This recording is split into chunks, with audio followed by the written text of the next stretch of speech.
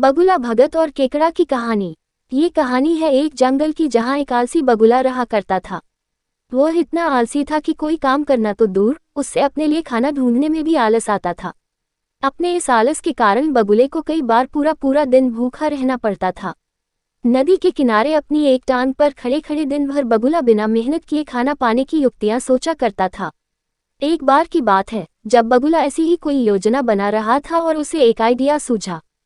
तुरंत ही वह उस योजना को सफल बनाने में जुट गया। वह नदी के किनारे एक कोने में जाकर खड़ा हो गया और मोटे मोटे आंसू टपकाने लगा।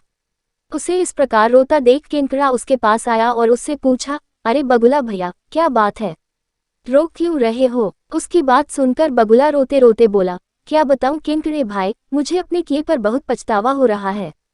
अपनी भूख मिटाने के लिए मैंने आज तक न जाने कितनी मछलियों को मारा है।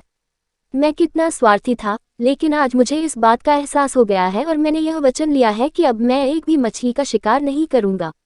बगुले की बात सुनकर केकड़े ने कहा, अरे ऐसा करने से तो तुम भूखे मर जाओगे।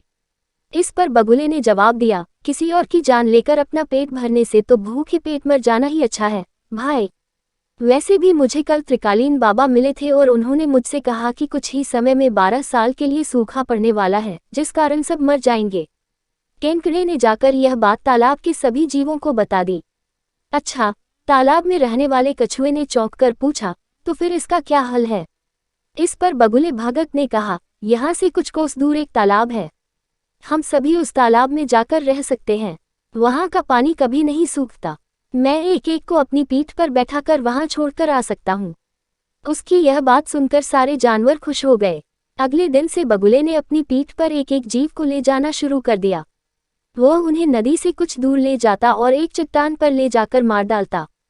कई बार वह एक बार में 2 जीवों को ले जाता और भरपेट भोजन करता। उस चट्टान पर उस जीवों की हड्डियों का ढेर लगने लगा था। बगुला अपने मन में सोचा करता था कि दुनिया भी कैसे मूर्ख है, इतनी आसानी से मेरी बातों में आ गए। ऐसा कई दिनों तक चलता रहा। एक दिन केकड़े ने बगुले से कहा, बगुला भैया, तुम हर रोज किसी न किसी को ले जाते हो, मेरा नंबर कब आएगा? तो बगुले ने कहा, ठीक है, आज तुम्हें ले चलता हूँ। ये कहकर उसने केकड़े को अपनी पीठ पर बिठाया और उड़ चला। जब वो दोनों उस चट्टान के पास पहुंचे तो केकड़े ने वहां अन्य जीवों की हड्डियां देखी और उसका दिमाग दौड़ पड़ा। उसने तुरंत बगुले से पूछा कि ये हड्डियां किसकी हैं और जलाशय कितना दूर है। उसकी बात सुनकर बगुला जोर जोर से हंसने लगा और बोला, कोई जलाशय नहीं है और ये सारी तुम्हारे साथियों की हड्डियां हैं जिन्हें मैं खा गया। इन सभी हड्डियों में अब तुम्हारी हड्डियां भी शामिल होने वाली हैं। उसकी यह बात सुनते ही केकड़े ने बगुले की गर्दन अपने पंजों से पकड़ ली।